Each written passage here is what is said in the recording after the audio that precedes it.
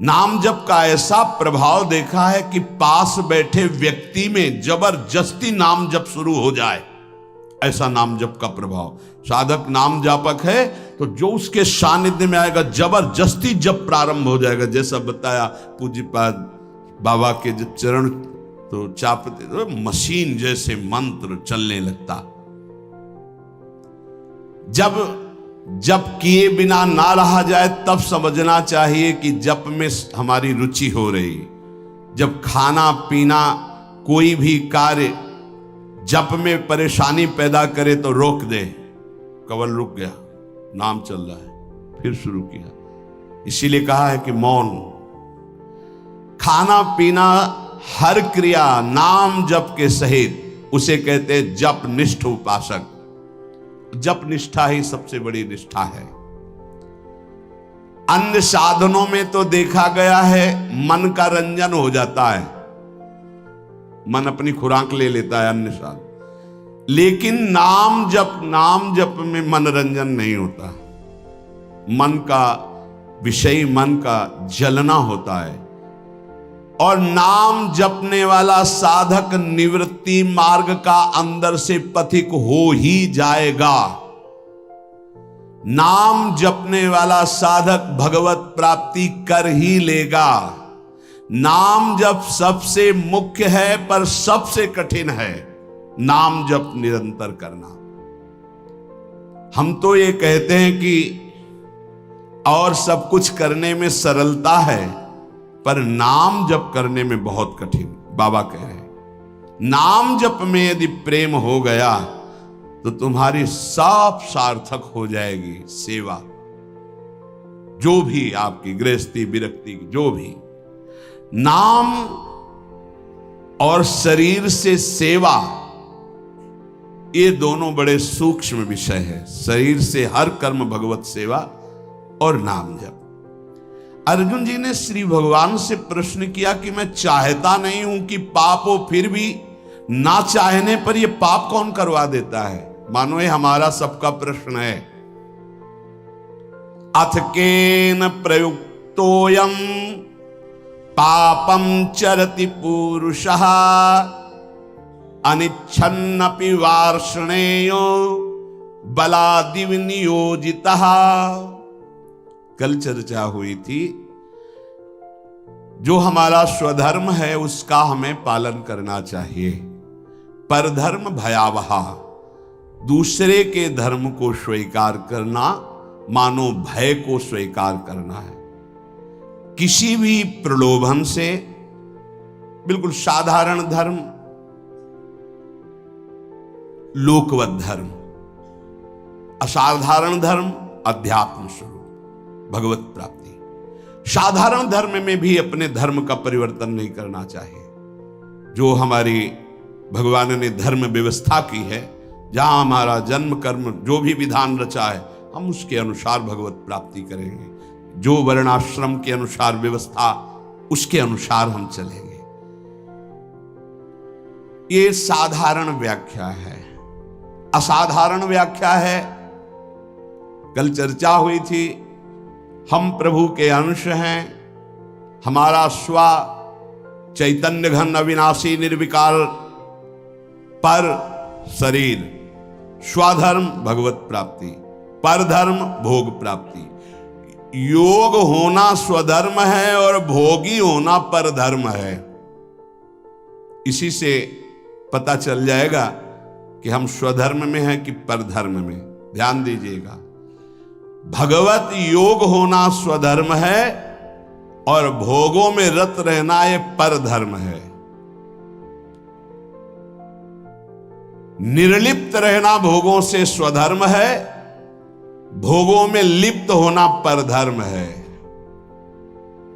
सबकी सेवा करना, कुछ ना चाहना स्वधर्म है, और सबसे सुख चाहना ये परधर्म है। भगवत प्रेम होना स्वधर्म है, शरीर प्रेम, शरीर संबंधी रिश्ते नातों में प्रेम होना परधर्म है। निष्काम होना स्वधर्म है, सकाम होना परधर्म है। निर्मम होना स्वधर्म है, ममता युक्त संसार में बर्ताव करना परधर्म है। अनासक्त होना स्वधर्म है, आसक्त होकर भोगों में, शरीरों में, रुपया में, नाना प्रकार की सामग्री में परधर्म है। तात्पर्य, प्रकृति के संबंध को स्वीकार करके जो कुछ हो रहा है वो सब परधर्म है। परमात्मा के संबंध को स्वीकार करके जो कुछ है वो स्वधर्म है। क्या सुंदर स्वधर्म की व्याख्या है। स्वधर्म चिन्मय, चिदानंदमय, अविनाशी है। परधर्म जड़ धर्म है, परिवर्तनशील है, नाशवान है। प्रभु का अंश स्वा, प्रकृति का अंश शरीर। स्वधर्म प्रभु से जुड़ना स्वधर्म, शरीर से, संसार से जुड़ना परधर्म। शरीर संसार के भोगों की इच्छा परधर्म, भगवत प्राप्ति की इच्छा स्वधर्म।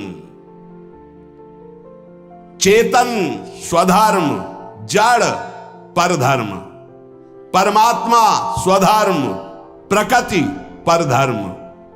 बहुत सुंदर, इससे सुंदर व्याख्या स्वधर्म और परधर्म की मिलना कठिन है। परिवर्तनशील परधर्म, एक रस स्वधर्म। दो प्रकार की इच्छाएं होती हैं, एक भगवान की प्राप्ति की इच्छा, एक संसार की प्राप्ति की इच्छा। भगवान की प्राप्ति की इच्छा स्वधर्म है, इच्छा करना चाहिए। संसार की प्राप्ति की इच्छा परधर्म है, भयावह है, भय प्रदान करेगी, दुख प्रदान करेगी। कहीं कुधर्म को, अधर्म को, परधर्म को स्वधर्म मत मान लेना। दूसरे का अनिष्ट भाव, कूटनीति, आप अपने धर्म में इसे कुधर्म बना रहे हैं, ये स्वधर्म नहीं हो सकता। हमारे यहां देवता देवियों की, पशु की बलि चढ़ा रहे कि हमारे इष्ट कुल से चला आ रहा है, और प्रसाद में बोले ये स्वधर्म नहीं है, अधर्म है। स्पष्ट यज्ञ में आराध्य देव के सामने प्रसन्नता, संकल्प पूर्ति में जो पशुओं की बलि है, कैसा भाव है इसमें? तो कोई बड़ी बहादुरी है? बोले भले पशुओं को लाके काट दिया और कि इससे अंबा प्रसन्न हो जाएंगी। अरे मां है, वो उसकी भी मां है। जगदंबा शब्द कैसे सार्थक होगा? जगदंबा शब्द कैसे सार्थक होगा? वो सब चराचर जगत की मां है। मां अपने बच्चे को काट करके ये देखकर सुखी हो जाएगी? नहीं। अगर सुखी होती तो जड़ भरत जी को जब काटा जा रहा था तो अंबा जी काहे को विचलित हो गई? मूर्ति फाड़ के प्रकट हुए, काट के फेंक दिया सब अपने आराधना करने वालों को। यह स्पष्ट यहां आज्ञा है, किसी भी जीव को कष्ट देकर के, बलि आदि देकर कि हमारा स्वधर्म है, बोले यह अधर्म है, स्वधर्म नहीं। दूसरे का अनिष्ट भाव, कूटनीति, दुख देना, नाना प्रकार के जाल में फंसाकर दूसरे को दुख देना, बोले ये कुधर्म है। मनमानी आचरण, शास्त्र विरुद्ध आचरण अधर्म है। और अपने लिए जो निषिद्ध निषेध करता है शास्त्र, दूसरे वर्ण, आश्रम, दूसरे धर्म मार्ग का नहीं, ये परधर्म है। कुधर्म, अधर्म, परधर्म का त्याग करके स्वधर्म में चले तो उसका परम कल्याण हो जाता है। तो अर्जुन ने कहा, महाराज इच्छा नहीं है कि हम पाप करें, पर हमसे पाप हो जाता है। ये अर्जुन जी का प्रश्न नहीं, ये तो भगवान कृपा करके अर्जुन जी के हृदय से प्रश्न करवा रहे हमारे लिए। जैसे कई लोग प्रश्न करना तो नहीं चाहता पर पाप हो जाता है, पाप करते हैं। चाहते नहीं पर पुनः पता नहीं, ऐसा लगता है कि कोई हमारे ऊपर सवार हो गया और हमसे करवा लिया। अथ केन प्रयुक्तोयम पापम चरिति पुरुषः अनिच्छन्नपि वार्षणे बलादि नियोजिता। हे वार्षणे, ना चाहता हुआ ये मनुष्य जबरदस्ती जैसे कोई पाप करा लेता है। ये कौन है जो पाप आचरण करा लेता है? बहुत समझने का विषय है। जो थोड़ा विचारवान पुरुष है, पाप से डरना चाहिए। ये बहुत कष्टप्रद होता है। वो पाप नहीं करना चाहते, अनिच्छिन्न, उनकी इच्छा नहीं कि हमसे कोई ऐसा पाप बने, पर पाप कर्म कर बैठते। ये है कौन जो पाप करा देता है? इच्छा तो नहीं ना। लोग कहते हैं मेरी इच्छा नहीं थी, फिर पाप कैसे हो गया? तो हम मानते हैं कि आप विचारशील हैं, पाप नहीं करना चाहते, पर भीतर जो पाप कराने की इच्छा है उसको तुमने देखा? क्या है पाप? भोग भोग करके सुखी होने की इच्छा। भोग भोग करके सुखी होने की इच्छा, इसको तुमने नहीं देखा? यही पाप कराती है। भोगों में सुख है, ये जो तुम्हारे अंदर बैठा हुआ यही पाप करा रहा है। नहीं, दुख वाला भला आचरण करके दिखाओ कि इसका परिणाम जो है वर्तमान में भी दुखद और भविष्य में भी दुखद, आप बिल्कुल कदम नहीं रखेंगे। आपकी सुख बुद्धि होती है। अभी हम छीना झपटी करके चोरी कर ली, चैन की, मोबाइल की, 10-20 हजार मिल जाएंगे, उससे अच्छा भोग होगा। चोरी, हिंसा, व्यभिचार, जुआ, जो भी निषिद्ध कार्य होते हैं, अंदर से सुख की लालसा होती है। अनिच्छिन्न केवल उसका ये कहने का है कि वैसे मेरी पाप करने की तो इच्छा नहीं थी, लेकिन भोग सुख की इच्छा ही पाप का मूल है। बलाद्यु नियोजित। अर्जुन जी कह रहे हैं फिर ये बलात् मुझसे कौन पाप करवा लेता है? मेरी इच्छा तो पाप करने की नहीं। ये संसार में सुख है, भोगों में सुख है, अंदर जिसके ये बैठा है वो पाप किए बिना रह नहीं सकता। जैसे दुर्योधन भगवान को कह रहा है कि जानामि धर्मम न च मे प्रवृत्तिर, जानाम्य धर्मम न च मे निवृत्ति, केनापि देवेन हृदय स्थितेन यथा नियुक्तोस्मि तथा करोमि। केशव, मैं धर्म को जानता हूं पर उसमें मेरी प्रवृत्ति नहीं है। मैं अधर्म को भी जानता हूं पर उससे मेरी निवृत्ति नहीं है। ऐसा लगता है कोई देवता मेरे हृदय में बैठकर करवा रहा है, क्योंकि मैं धर्म जानता हूं। वो देवता है सांसारिक सुख भोग की प्रबल इच्छा, और कोई देवता नहीं। दुर्योधन ने जिसे देवता कहा यही काम है, यही भोग इच्छा है। मनुष्य विचार पूर्वक जब तक इस भोग इच्छा का त्याग नहीं करेगा तो वो नहीं चाहता कि पाप हो, पर उससे बलात् पाप होंगे भोग इच्छा से। इस भोग में सुख है। केन प्रयुक्तोयम पापम चरति अनिच्छ। कौन है जो इच्छा ना होने पर भी जबरदस्ती पाप करा रहा है? श्री भगवान कह रहे काम एष क्रोध एष रजो गुण समुद्भव महासनो महापाप्मा विद्धेन मिहि वैरिणम। अर्जुन, ये रजोगुण से उत्पन्न हुआ काम, यही पाप का मुख्य कारण है। भोगों में सुख है, काम। अब देखो आज की हमारी समाज की धारा किधर बहती जा रही।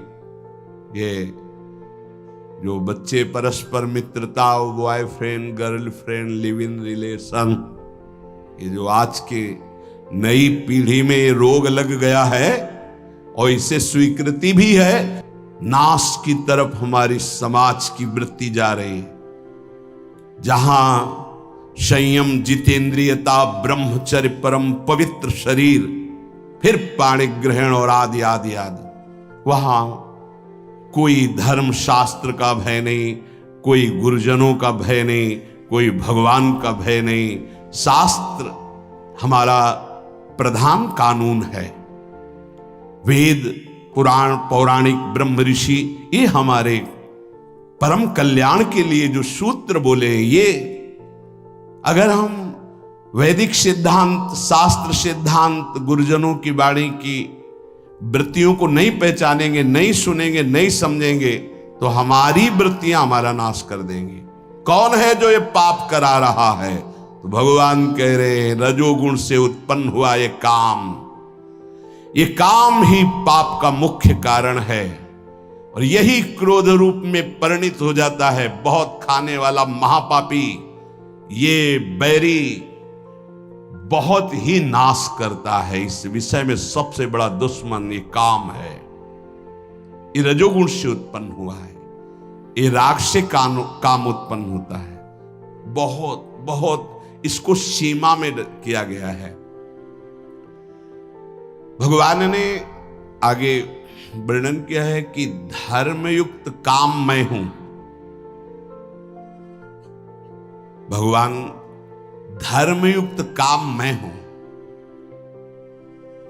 पाणिग्रहण संस्कार करके घर गृहस्थी में संतानोत्पत्ति के लिए जो चेष्टा है, काम चेष्टा, वो धर्म में बांधकर निर्विकार होने के लिए, उसे बेविचारी बनाने के लिए नहीं है कि एक सीमा में बंद करके एक ऐसे शास्त्रीय पद्धति के अनुसार चलने से निष्कामता आ जाए। किसी धर्मपूर्वक एक को स्वीकार करके जब तो घृणा हो जाएगी। आप देख लेना, ये जब से मोबाइल आया और इसके दूषण वृत्तियों को स्वीकार के, तो हमारी नई पीढ़ी बहुत हानि को प्राप्त हो गई। जो नए सिद्धांत अन्य जनों के आए, अन्य प्रांतों के देशों के, वो बहुत हानिकारक हो गए। ये भारत है, ये धर्म देश है। शांति प्राप्त करने के लिए विदेशी जन भी हमारे धर्म गुरुओं की शरण होते हैं, हमारे देश के सिद्धांत, धार्मिक सिद्धांत को स्वीकार करते हैं। देख लीजिए, धोती, चोटी, माला वो धारण करते हैं, और उनका उतरेल हम धारण करते हैं। फटे यहां से पैंट, जांग दिख रहे, अरे सिल लो भाई। बोले नहीं, वो बड़े आदमी का फैशन है। अरे वाह भाई, गांव में तो अगर कहीं फट जाता था तो कहते तुम्हारा कपड़ा फटा, सिल लो भाई। तो चलो गरीब आदमी वो सिल लेता था। आज बड़े आदमी होके फाड़ के घूमते हैं, नहीं यहाँ से। एक दो बार तो हमने भी पूछा, तो फिर इन लोगों ने बताया टोकना नहीं।